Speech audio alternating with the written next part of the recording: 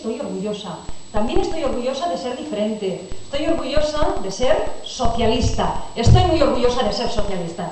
Y estoy muy orgullosa porque gracias a políticas socialistas este país ha avanzado en igualdad, ha avanzado en modernidad, en prosperidad, ha avanzado también en capacidad adquisitiva. ¿Y por qué no decirlo? Ha avanzado en alta velocidad. En alta velocidad también ha avanzado este país, también.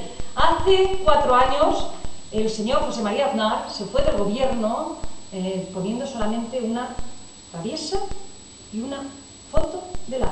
Una foto, una traviesa y una foto del AVE. No sé si os acordaréis, pero es la foto que había detrás de la cabeza de Camps hace 4 años en un cartel que ponía "Cumplimos y avanzamos".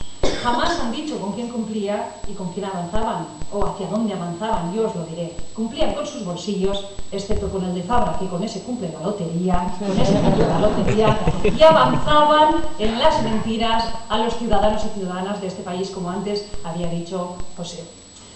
Hace 4 años